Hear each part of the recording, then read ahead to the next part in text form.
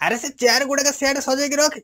ବରଯାତ୍ରୀ ଆସିବା ଟାଇମ ହେଲାଣି। ଏ ଲୋକ ଗୁଡାକ ଏତିକି ଠକ, କୋଉ କାମକୁ ବି ଠିକ ରେ କରୁନାହାନ୍ତି। ଗୋଟାକୁ ଫୁଲ ପାଇଁ ପଠେଇଥିଲି ଯେ ଏପର୍ଯ୍ୟନ୍ତ ତାର ଦେଖା ନାହିଁ। ମୁଁ ଖାଲି ଆକୁ ଗୋଡେ ଗୋଡେ ଜଗିଛି ବୋଲି କାମ ଠିକ ଠାକ ଚାଲିଛି। ଆଜି ମୋ ଝିଅର ବାହାଘର, ସେ କଥା ଭାବିଲେ ମୋ ଆଖିରେ ଲୁହ ଆସି ଯାଉଛି। କେତେ କଷ୍ଟରେ ପାଣି ପୋଷି ଏ ବଡ କଲି, ହେଲେ ଆଜି ସିଏ ମତେ ଛାଡିକି ଚାଲିଯିବ। କେତେ କଷ୍ଟ, ଦୁଃଖ ଆଉ ଯନ୍ତ୍ରଣାକୁ ଛାତିରେ ଚାପିକି ଧରିଛି। ହଉ ହଉ, ଆଉ କାନ୍ଦିବାନି। ଯାହା କୁହ ପଛେ ଖୋଜି ଖୋଜି ଏ ଜୋଇଁ ଖଣ୍ଡେ କିନ୍ତୁ ପାଇଛି। ହେଇ ଚନ୍ଦନରେ ପଛେ ଦାଗ ଥିବ, ହେଲେ ମୋ ଜୋଇଁ ଦେହରେ କଳା ଯାଏ ଟିକେ ହେଲେ ବି ନାହିଁ। କପଡାକୁ ୱାସିଂ ମେସିନରେ କାଚି କାଚି ସଫା କଲା ଭଳିଆ ଜୋଇଁକି ମୋର ୱାସିଂ ମେସିନରେ କାଚି କାଚି ସଫା କରିକି ଆଣିଛି। ଯାହା କୁହ ପଛେ ଜୋଇଁ ଖଣ୍ଡେ କିନ୍ତୁ ପାଇଛି। ସେଥିପାଇଁ ମୋ ଛାତି ପୁରା 4 ଇଞ୍ଚ ଫୁଲି ଯାଉଛି। ସାହିରେ ଭାଇରେ ଯିଏ ବି ମୋ ଜୋଇଁକି ଦେଖୁଛି ସିଏ କହୁଛି ଓହ ଓ ବିୟୁଟିଫୁଲ। ହେଇ ବରଯାତ୍ରୀ ଆସିଗଲେ ବୋଧେ, ଯାଇ ଦେଖେଇ ସେପଟେ।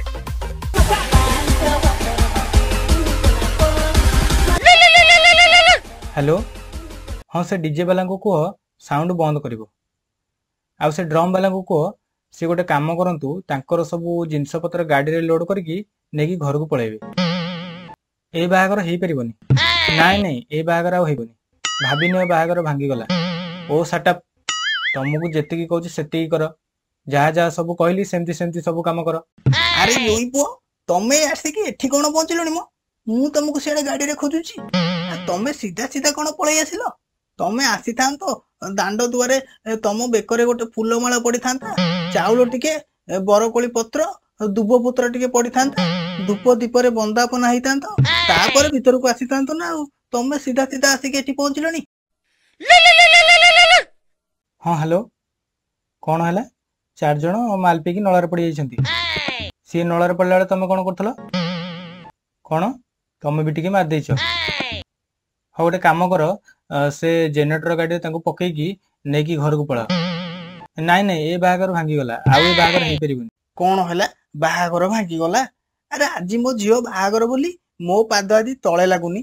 घरे कुणिया पूरा भर्ती, साई पड़िशा बाजा बाण साउंड रे पूरा उठुची पड़ुची। तमे कहूच कोन ना बाहागर भांगी गला? हाँ से कार वाला को कहि दियो से गाड़ी नेकी रिटर्न पळेबो।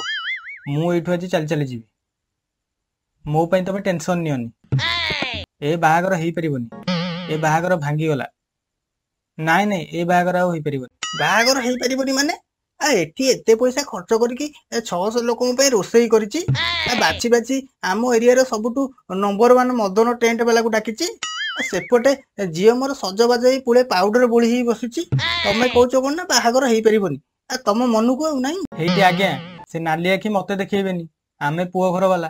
पुओ घर वाला हेले तो कोनटा भासी गला? नाई नाई पुओ घर वाला हेले तो कोनटा भासी गला सेटू? आउ से जुग अछि एइने परा जियो मिलुनाती बोली ओलोटा पुओ घर वाला बाहागर सबु खर्च देकी बाहाउचंती। कोन हला? पुओ घर वाला सबु खर्च देकी बाहाउचंती। ठीक अछि, मु एबे आसुची। ए बाहागर आउ हेई परिबनी। नाई नाई ए बाहागर आउ हेई परिबनी। ए पळैला पळैला। अरे पुओ रुह रुह, कोन हेची बुझिबा? अरे पुओ रुह रुह। कोनटा बुझिबो म तमे? बुझितिले आज मो अवस्था एमिति हेई नथंता हैला। काई कोनटा एमिति मु भूल करी पकेइली जे तम अवस्था खराब हेई गला। ओ सॉरी सॉरी, मोर एते जोरे रागीबाटा ठीक होउनी। जाहाले भी तमे मो ससुर बलिया हबो ना। कोन मो आउ केते घंटा गले परा बेदीरे बसिक मो झियो को बाहा हबो। सियाडे मो झियो सजबाज हेई बसिची। आ ससुर बलिया कोन? रुह मो, गोटाए डायलॉग खाली आसला बेले तु मारुच। ए बाहागर हेई परिबनी, ए बाहागर हेई परिबनी। कथाटा कोन खोली के कहून?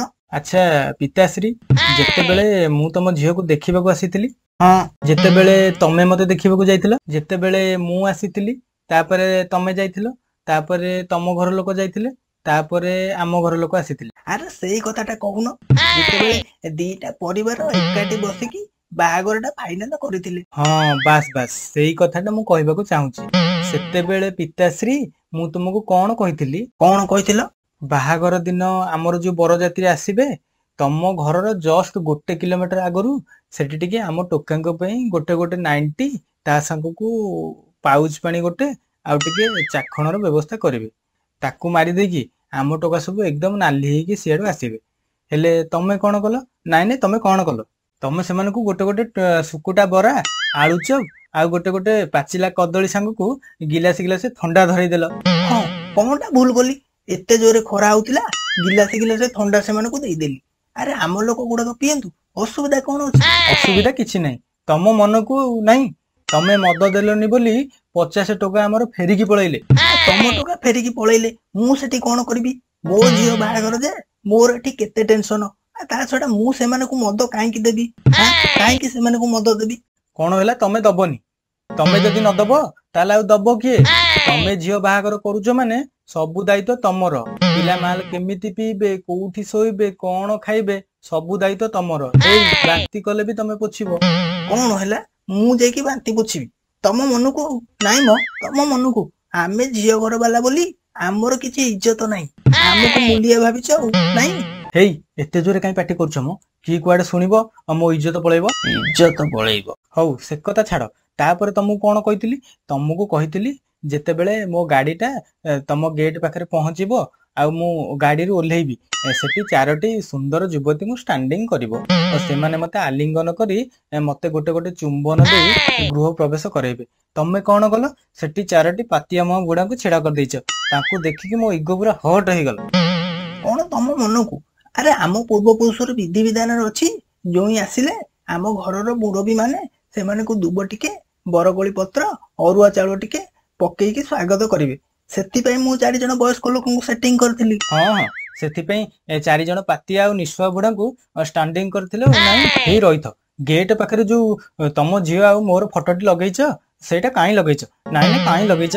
କାଇଁ ଲଗେଇଛି ମାନେ? ଆରେ ବାହାଘରରେ ପୁରା ସବୁଆଡେ ଲାଗୁଛି, ଆଜିକାଲିର ଫ୍ୟାସନ ଏଇଟା। ସେଥିପାଇଁ ସେଇଟା ସ୍ପେଶାଲ ଡିଜାଇନ ବନେଇଛି।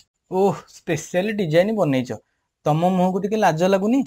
ମତେ ଲାଗୁଛି ଛୋଟ ପିଲା ଯୋଉ ସିଲଟରେ ବ୍ରହ୍ମା, ବିଷ୍ଣୁ, ମହେଶ୍ୱର ଲେଖୁଛନ୍ତି, ସେଇଟା ବୋଧେ ଆଠୁ ଟିକେ ବଡ ହବ। ସେଥିରେ ତମ ଝିଅ ଆଉ ମୋର ଫଟୋ ପୁରା ବନ୍ଦର ଭଳିଆ ଦେଖାଯାଉଛି। ବନ୍ଦର ମାନେ କଣ ବୁଝୁଛଟି? ମାଙ୍କଡ ମାଙ୍କଡ। ହଁ ବା, ମାଙ୍କଡ। କହିଲା କଣ? ବନ୍ଦର ମାନେ କଣ ବୁଝୁଛଟି? ସବୁ ଜିନିଷକୁ ଦେଖିକି ବଜେଟକୁ ପୁଣି ଫିଟ୍ ହେଲା ଭଳିଆ ବ୍ୟବସ୍ଥା କରିବେ ନା ନାଇଁ? ସେଠି ଆମ ଫଟୋ ଆଉ କାହିଁକି ମାରୁଥିଲ? ସେଠି ମାଙ୍କଡ ଆଉ ଗୋଟେ ମାର୍କେଟରେ ଫଟୋ ମାରିଦେଲନି, ବଜେଟ ଟିକେ କମି ଯାଇଥାନ୍ତା। ସେମିତି କହିବନି କହୁଛି ହେଲା। ମାର୍କେଟରେ ଦର ଦାମ ଯାହା ହେଲାଣି, ମଣିଷ କାଙ୍ଗାଳ ହେଇଯିବ। ତା ଭିତରେ ପୁଣି ଆଡଜଷ୍ଟ କରିକି ସବୁ କାମ କରିବେ ନା ନାଇଁ? କଣ ହେଲା? ସନିଆ ମଦ ନାହିଁ ବୋଲି ଗାଡିରୁ ପେଟ୍ରୋଲ ପିଇ ଦେଇଛି। ଟୋଟାଲ ଜାରକିନି ସହ ପିଇ ଦେଇଛି। ହେ ଭଗବାନ। ହଉ ଗୋଟେ କାମ କର, ତା ଗାଣ୍ଡି ପଟେ ଟିକେ ଡିଏସଏଲ ମାରିଦିଅ। ତା ଇଞ୍ଜିନ ଷ୍ଟାର୍ଟ ହେଲେ ଲୋକ ସେଥିରେ ବସିକି ପଳେଇବେ।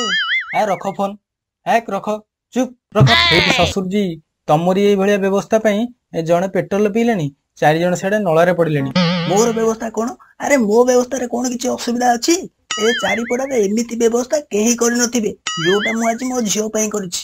ଆଚ୍ଛା ଶ୍ୱଶୁରଜୀ, ତମକୁ ତ କହିଥିଲି ଆମର ଯୋଉ ବେଦୀଟା ହବ ସେଟା 10x12ରେ ହବ।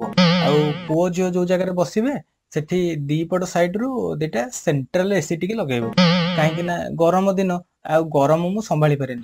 ବେଦୀରେ ଯୋଉ 4ଟି ଖମ୍ବ ରହିବ, ଖମ୍ବ 4ଟି 4 ପ୍ରକାର ଫୁଲରେ ପ୍ରସ୍ତୁତ ହେବ। ହଉ ଜୋଇଁ ପୁଅ, ଏଇଟା କଣ ସ୍ୱର୍ଗ ଭାବିଦେଲ? ଫୁଲରେ ସଜା ହବ?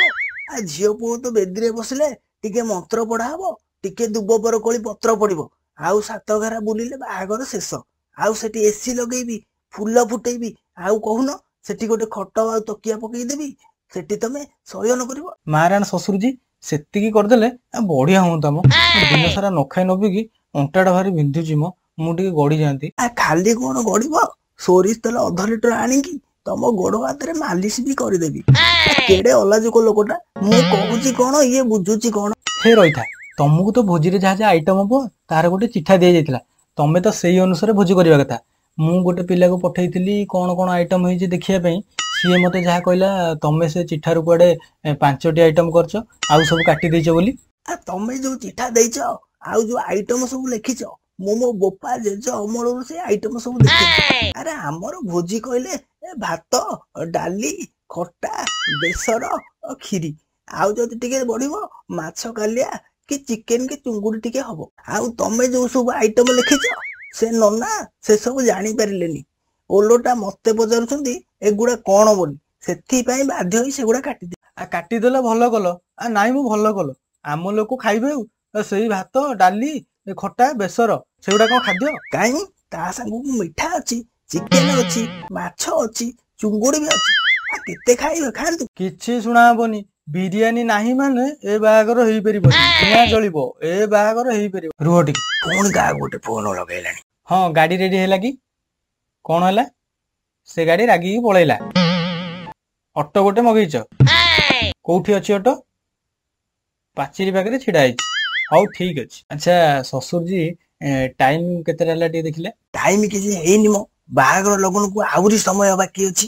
ତାହେଲେ ଶ୍ୱଶୁରଜୀ, ମୁଁ ଟିକେ ଆମ ଘର ଆଡେ ବୁଲିକି ଆସୁଛି। ଗାଈଟା ବାହାରେ ବନ୍ଧା ହେଇଥିଲା, ନଡା ଖାଇଲା କି ନାଇଁ ଟିକେ ଦେଖିକି ଆସୁଛି। ଆରେ ଇଏ କଣ ପଳେଇଲା? ହେ ଭଗବାନ, ମୋ ସଂସାର ଉଜାଡି ଦେଲା। ହେ ମୋ ଝିଅ, ହାଲୋ ମା ବେଙ୍ଗ, କୁଆଡେ ଗଲୁ ଲୋ ମା?